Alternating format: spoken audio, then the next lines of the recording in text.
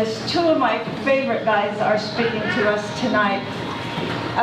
Matt Rinaldi is everyone's favorite representative and legal commentator.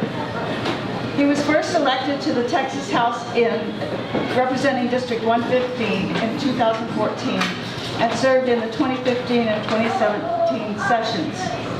In 2018, Matt was a victim of the Beto hurricane that swept through Texas, and conservatives have been feeling the pain of his loss in the House ever since. Matt earned his BA from James Madison University and his law degree from Boston School of Law. He has been a frequent and favorite speaker on Texas political scenes ever since leaving the House. He truly understands the effectiveness of grassroots activism. A common thing I hear when people are describing Matt is, he is always the smartest person in the room. I certainly won't argue that in this room or any other. So please welcome Mr. Matt Rinaldi.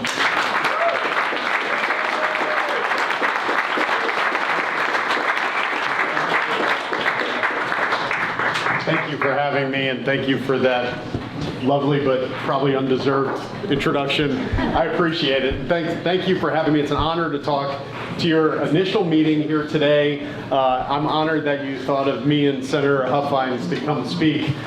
Senator Huffines as well was one of the very, very few people who I trusted in Austin implicitly. When he gave his word, you could count on it. And honestly, I could probably say that about 5 people.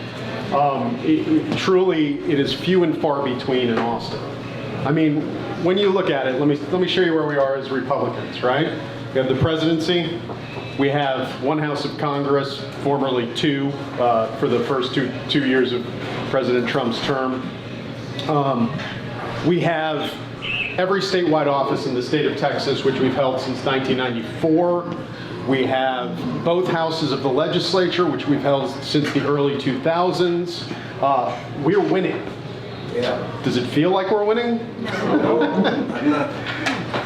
It doesn't exactly. While we've had some victories, we had several victories in the 2017 legislative session in Texas.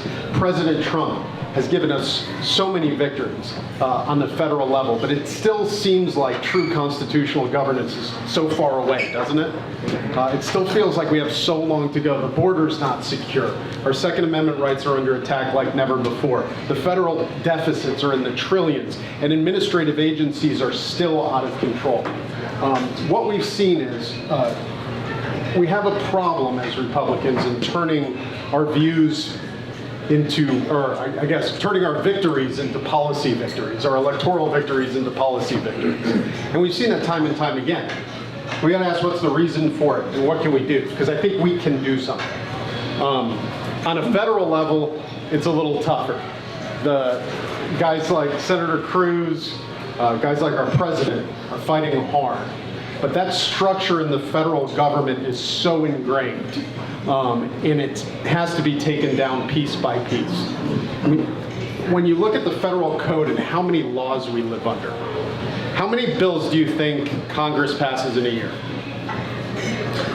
Just a quick question. I mean, we know we're living under a ton of laws. We know the federal code has increased by volumes. Does anyone know how many laws Congress passes about a year? 2,458.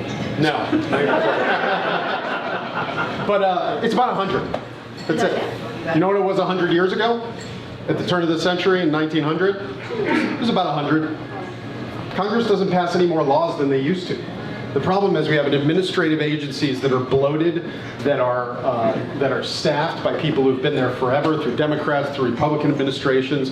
Big government bureaucrats control this country because years ago Congress gave away its power. So on the federal government, we've seen President Trump cut the budgets of agencies that are exceeding their authority. We saw him decreasing the amount of regulations. He truly has attacked the regulatory state, but the fact that it hasn't ebbed as much as we'd hoped is just a testament to how deeply ingrained that culture is in Washington. It's very difficult. We need to keep electing congressmen who will fight this administrative overreach in Washington, who will fight big government in Washington. and chip away at that. I think we're doing a good job. I think we're moving in the right direction in Washington. Texas, it's a little tough. We've shown what we can do in 2017, where I thought we had the most conservative session that we've had. Even then, we left so many things undone. I don't know if you could truly say it was a conservative session. It certainly was the most compared to others, right? We passed more pro-life bills than any year since Roe v. Wade was passed. We passed the strongest sanctuary city bill in the country. We defunded Planned Parenthood with the strongest provision that's ever been written in the law. We had a lot of victories, but we had to fight and claw for those victories in 2017, and it was hard. In the 2019 session, can't really point to anything. You can point to a property tax bill, which was a significant victory going forward, but how many of you guys got your property taxes this year? Did you feel satisfied when you looked at it, took it out of the mail? Just a little bit less. No. Not much. What we're missing is these bold solutions. We're not going to win elections getting the feeling you get when you open your property tax after Republicans cross the state declaring victory on property taxes. That isn't going to win us elections. What wins us elections is bold ideas and bold people. And I can tell you, for elected officials, they don't like that because they don't like to work hard sometimes. And I can tell you it's hard to go against the grain of the establishment culture in Austin. Senator Huffines can tell you it's hard. It really, forgive my language, it really sucks. It does. It's horrible to sit there and I remember sometimes you'll just reflect and you'll look at the guys who are committee chairs or establishment guys, and they don't work half as hard at it. They don't feel half the pressure by going along with the flow. I mean, seriously, it must be glorious to be a committee chair, do everything leadership says, and have your whole life mapped out in front of you. You get protected, you get to come in under their wing, you get money. It's the life, I'm telling you. And then you get to pretend you're all important walking through the Capitol. The biggest danger to you is that your head might not fit in the Capitol dome when you come in the door. But to stand up, I mean, there have been times, I know Senator Huffines with the gun, with the open carry event that we did the first year. Yeah, I know. I talked you into that, I'm sorry. Where I talked Senator Huffines into carrying an amendment that would protect gun owners, where we had the Mother's Day Massacre on the floor where we killed over 200 bills to try to force a special session to pass pro-life legislation. Some of those days, we were all alone. We felt all alone. I can tell you there's never been a feeling I've had like being on that floor filibustering bills and being one of only 12 people doing it. I couldn't even imagine a feeling like that. So it's hard for these people to do that. So what do we do when we have a session that appears to regress or we feel like we can't count on people anymore? And I understand that. I understand that because we don't expect perfection. I think we're satisfied when we get some good progress, but I particularly was, what bothered me, and I was in despair in May. I mean, I felt horrible about it. And what really bothered me was not that it turned bad, but that everyone was trying to tell me different. People would come to my face, and even me, I know it was bad. I know what happened. And be like, oh, this is the best session we've ever had. No, it's not. So you're either lying to me or you're being manipulated or going crazy. I don't know what it is. None of those answers are good when the majority of my Republican representatives in government were doing that. So, you know, what do we do? Well, I think we're starting to do it here, right? In this room. This group is fantastic. And it's a group that's operating outside of the party structure, which is good, because that's how we change things, okay? It isn't Republican club meetings are great, but we have to work outside of that because it's about more than just electing the right people in March or November. I think March is more important than November sometimes, but I mean, we do need to win the March elections. We need to win the November elections. That's just a prerequisite. But I think it's more than that now. We need to break outside the mold when we leave this room here tonight.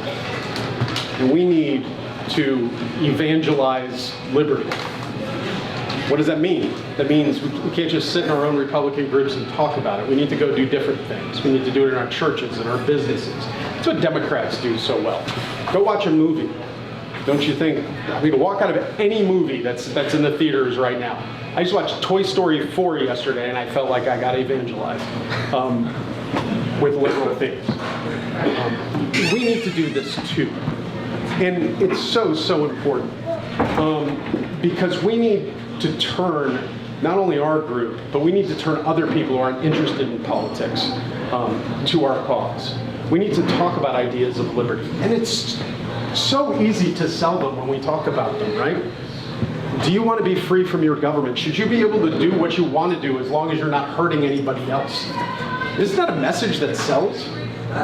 I mean, should we have our open borders and let people cut in line and come here when there is a 150-year wait from some countries to immigrate to America?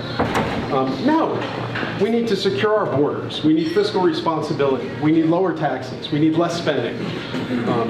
We need our Second Amendment rights protected. And that's why it's so easy to sell to people who don't pay attention to politics every day, read what's in the paper, watch the news, and just have a fleeting knowledge of what's going on. They don't look at it as in-depth as we do. But they know they believe in those things. Heck, even Democrats believe in those things. And I don't mean the Democrats who are going out block walking or in Antifa rallies or voting in the caucuses. I'm talking about everyday people who identify themselves as Democrat. In my district, which is a swing district, okay, we all do internal polling and we spend a lot of money on it when we're in a close race. My district's a swing district. Went 20% Republican in 2014, it went 12% Democrat in 2018. I mean, it's the typical suburban district that we lost in Dallas County. And when we polled on the issues, you know what people said? When we asked them, do you believe in defunding, if a candidate voted to defund Planned Parenthood and ban late-term abortions, that make you more or less likely to vote for them? A majority of Democrats said it would make them more likely to vote for them. Seriously. The Hispanic subgroup was 71-0 in favor. African Americans were somewhere around 58-13 on that question. When we talked about gun control, same thing. When we talked about sanctuary cities, same thing. In issue after issue, people were on our side, especially independents, Republicans obviously, but even Democrats were either split or in our favor in a swing district like this, and especially minority Democrats. So if these are the voters that we want to poll, why are we avoiding those issues as being too controversial? Seems like those are the ones we should be focusing on. So I think when we talk to our neighbors, we need to talk to them about those issues specifically. Talk to them about life. Talk to them about our borders and how important it is. Talk to them about economic issues as well. And evangelize liberty so you change their hearts and minds. Because if we can get a group that's bigger than just the Republican Party, but that even expands beyond that, the politicians are going to take note. Because they're scared. They're acting scared now, which is why they don't act boldly. But if the people turn to our favor, if we evangelize ideas, they'll turn. They'll come for the same reasons, because they'll be scared of us. And that's the key. It truly is. So, what does this mean? What I'm talking about is when you go to your business, I don't mean talk about politics, talk about candidates, but talk about ideas of freedom and liberty. Talk about the straw man. Talk about how that's crazy and you just want to be left alone. You can talk about, I mean, at church. You see Democrats evangelizing at church now. I mean, it's basically half the Pete Buttigieg campaign. Trying to twist ideas of Scripture into cultural references, saying Jesus was a socialist, or talking about ideas of charity and giving to the poor as solely one of socialism. Well, maybe we can talk about how the capitalist free market economy in the United States is the greatest destroyer of poverty that this world has ever seen. And in the last 200 years, 90% of the world was in extreme poverty, and now 10% is. We virtually eliminated extreme poverty in the world. We're feeding the world all because of our free market economic system. So isn't anything that goes to destroy that or weaken that, isn't that hurting the poor? Isn't that really anti-everything we stand for, whether in our religious life or our home life? We can't ignore issues of economics. I mean, if you're an artist, if you're a singer, you see how ideas are conveyed through music, through art, in every area of your life. Evangelize freedom, evangelize liberty, evangelize what we believe in, because we have the majority of the people. That's all we need to do is convince them that we are what we say they are. Democrats have to mislead. And I think in the end we're going to win, but it's only going to be through you guys, and it's going to be through doing things when you leave this room, and not only in Republican club meetings or block walking, although we need to do that, but in every area of your life, just like they do, because we have the better ideas. So if we do it the right way, we win. So thank you for having me. I appreciate it.